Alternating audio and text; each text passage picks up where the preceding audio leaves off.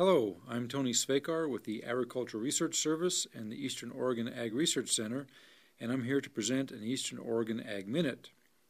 During the past year, the Ag Minutes have focused on topics that were mostly of interest to individuals involved in agriculture or natural resource management.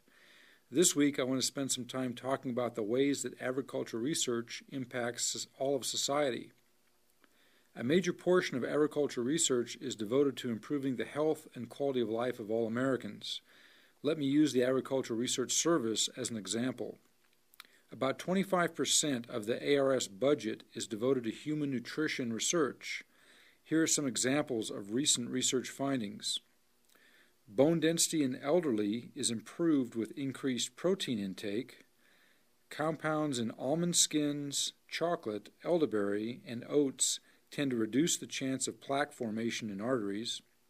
I was especially happy to hear that chocolate's good for something. And iron deficiency reduces a person's ability to concentrate or to focus.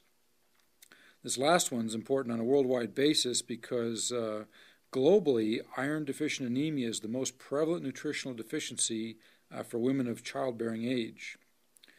ARS has also developed a database on the nutritional composition of most major foods.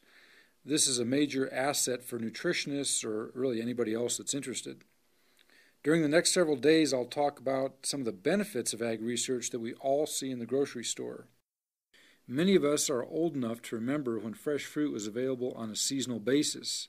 The rest of the time, selection was limited and canned or frozen fruit filled in during the off-seasons.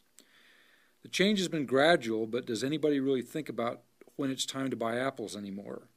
The cost may vary over the course of the year, but can you think of a time in recent years when there were no apples in the produce section, or no oranges for that matter?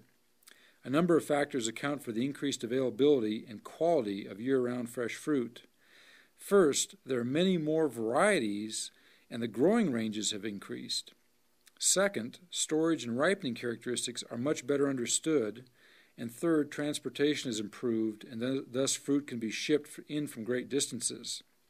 Most of the advances that give us year-round fresh fruit availability are a direct result of ag research.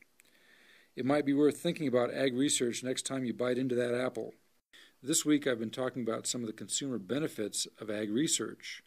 One area of benefit is the availability of quality low-fat meats. During the past 20 years, the fat content of many cuts of meat has declined substantially.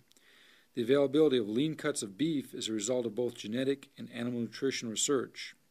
In addition, food technologists have been working on new ways to cut and store meat to ensure quality and food safety.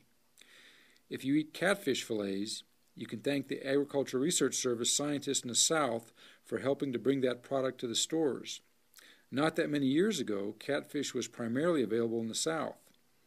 ARS provided the research to scale up fish farming in the South to supply supermarkets across the country.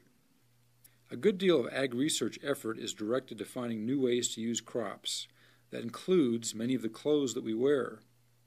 Most of us like to wear cotton clothes during the summer. But there was a time when cotton could be a hazard to wear. It was fairly flammable. In 1953, an ARS scientist developed the compound that gave cotton its flame resistance. An improved version of that compound is still in use today. One of the most significant changes in clothing processing was the development of wash-and-wear shirts. Prior to the wash-and-wear process, cotton shirts had to be ironed prior to each use. Or I should say, most people thought they needed to iron their shirts. This is a good example of a consumer benefit derived from ag research.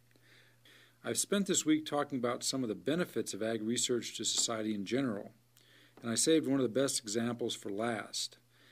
In July of 1941, 2 British scientists came to the U.S. to try to find help growing a mold, penicillin. They were directed to the USDA Northern Laboratory in Peoria, Illinois.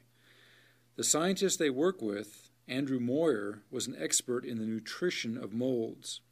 Up to that point, the benefits of penicillin were known, but there was no good way to mass produce the antibiotic. The result of their efforts was that by D-Day, penicillin was available to treat Allied soldiers fighting in World War II.